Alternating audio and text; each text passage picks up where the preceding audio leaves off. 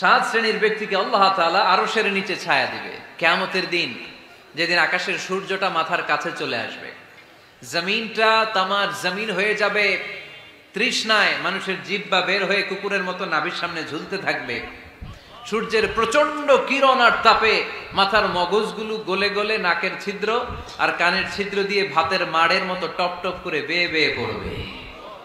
আল্লাহর আরশের ছায়া ছাড়া সেদিন আর কোনো ছায়া থাকবে না। বিষ্ণু বললেন সাত শ্রেণীর ব্যক্তিকে আল্লাহ তাআলা সেদিন আরশের নিচে ছায়া দিবে।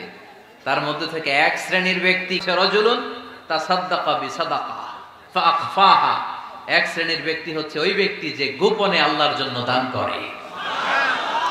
হাত্তা লা তা'লামু শিমালুহু মা তুনফিকু ইয়ামিনুহু, এমন গোপনে এসে আল্লাহর রাস্তায় দান করে দেয়, তার ডান হাত কি দান করেছে বাম হাত টের পায় না।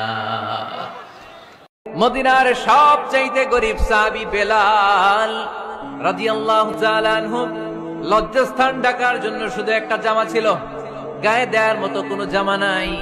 এই সাহাবীর মতো গরীব কোন সাহাবী মদিনার জমিনে নাই।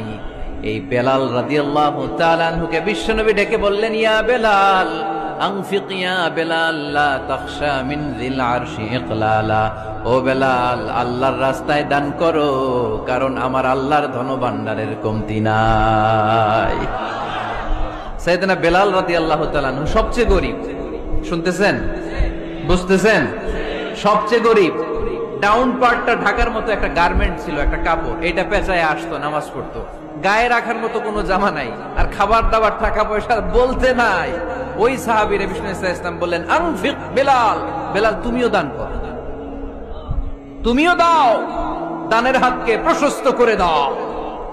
আনফিক ইয়া ইবনা আদম উনফিক আলাইক, হে বনি আদম দাও, দিলে আমি তোমারে দেব।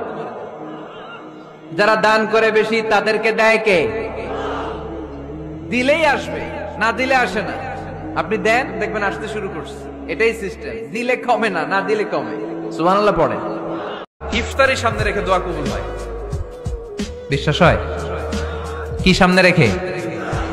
সামনে ইফতারি। বসে থাকি আমরা তৃষ্ণায় সারাটা দিন, ছাতি ফেটে যায়।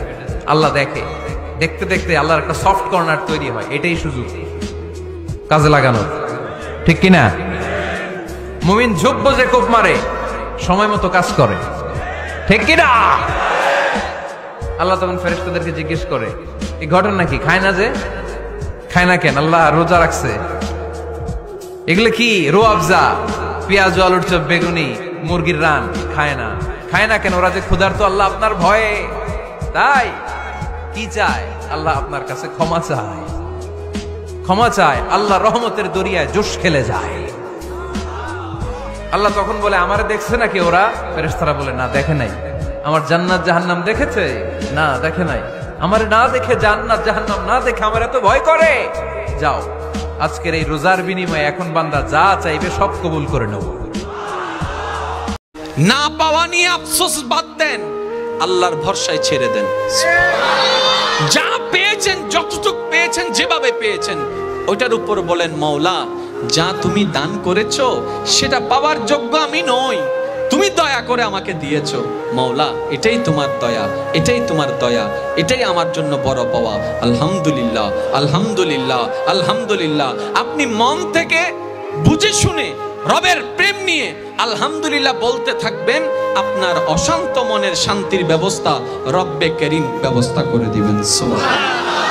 কোন বান্দা যদি নিজে থেকে চায় আমি পরিবর্তন হব, সে ছেলে হোক কিংবা মেয়ে হোক, সে যদি অন্তর থেকে সে যদি এতটুক চায় আমি পরিবর্তন হব, আল্লাহ পাকও তাকে পরিবর্তন হওয়ার জন্য সাহায্য করেন। সুবহানাল্লাহ।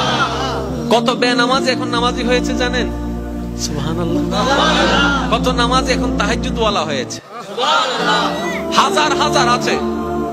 এক সময় নেশা করতো এমন ছেলে, এখন 5 ওয়াক্ত নামাজি হয়েছে এমনও আছে। সুইসাইড করতে গিয়ে ফেরত এসেছে।